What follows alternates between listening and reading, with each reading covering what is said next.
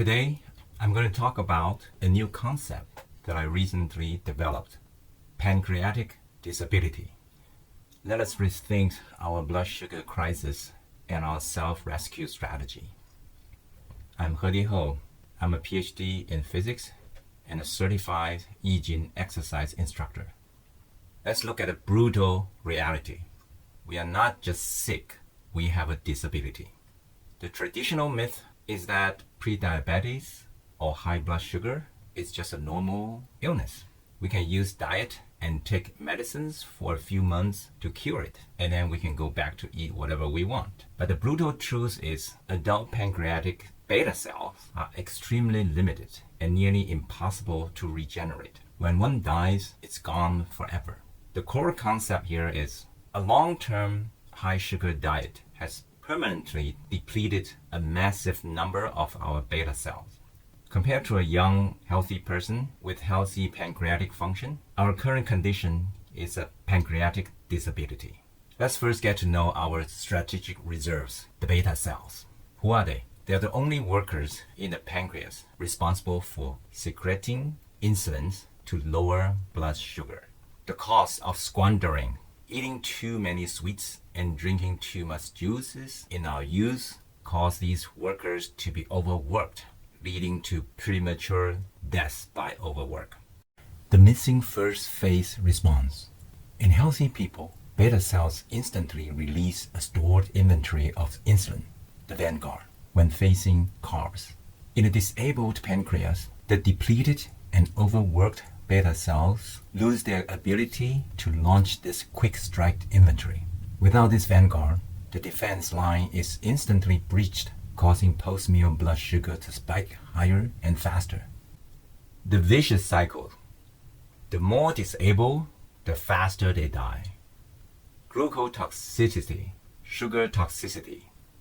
Spiking blood sugar acts like shards of glass in the bloodstream, directly damaging our vascular system, eyes, kidneys, cardiovascular network. Forced overtime. To combat this high blood sugar, the few surviving beta cells are forced to run on overdrive and work endless overtime. The final result. The more they work, the more exhausted they get. The more exhausted they get, the faster they die. Without intervention, this disability will develop into complete paralysis, full-blown diabetes. Let's look at a real-world stress test. Steam buns versus a disabled pancreas. A few months ago, I put my own system through a stress test by eating carbs on an empty stomach to show exactly what that failure looks like on a CGM monitor. I ate these 3 small Shepherd's Purse steam buns for lunch, and it caused a blood sugar spike more than 200. And right after that, it crashed and resulted in low blood sugar. The low blood sugar alarm sounded, and that's reactive hypoglycemia. We need rescue strategy. Our rescue strategy is giving the pancreas a pair of crutches. The core logic: a person with a leg disability cannot run a marathon. They need a crutch to protect their joints. A person with pancreatic disability can no longer try to tank a heavy, high-carb meal. Strategic goal: we should absolutely avoid severe post-meal blood sugar spikes. Avoid putting our beta cells on a super heavy workload. Ultimate purpose: we are not seeking a cure. We are using external lifestyle intervention to protect our remaining beta cells, which are our strategic reserves, from dying off.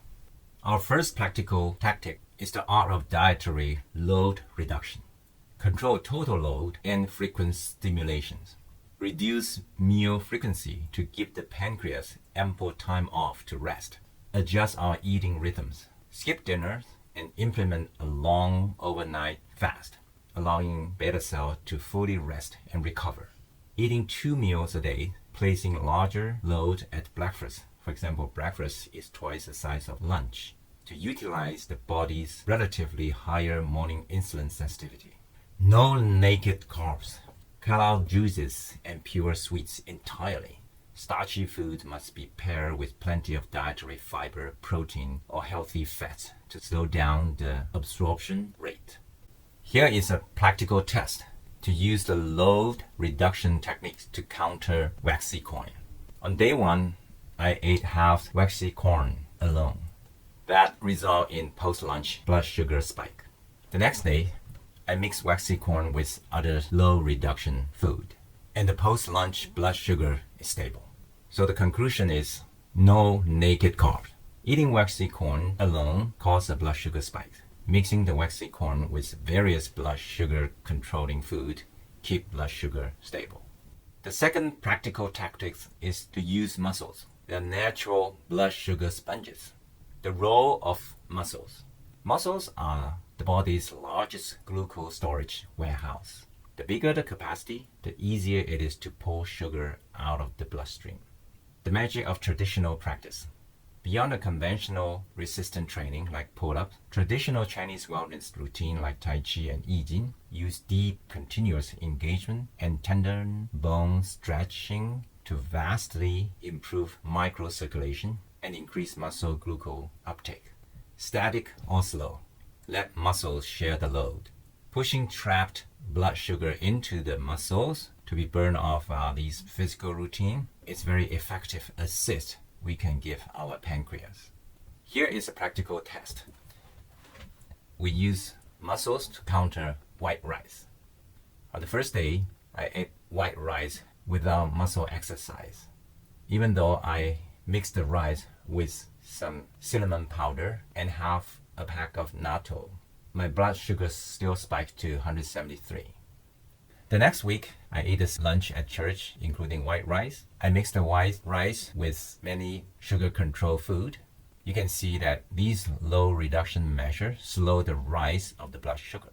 On the right, you can see the blood sugar rise slower. But when I see the blood sugar level go up to 150, I immediately start exercise, including 3 ultra slow squats and meridian tapping exercises. And you can see in the graph, the exercise stopped blood sugar from continuing to rise immediately and then caused the blood sugar to drop quickly. So we can see the conclusion.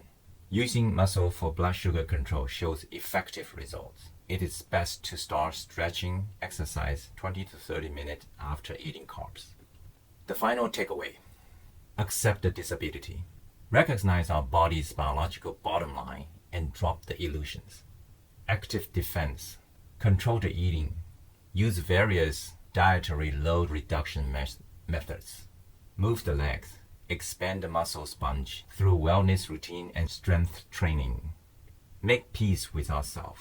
As long as we protect our remaining beta cells, we can still live a high quality, vibrant life, even with a disabled pancreas.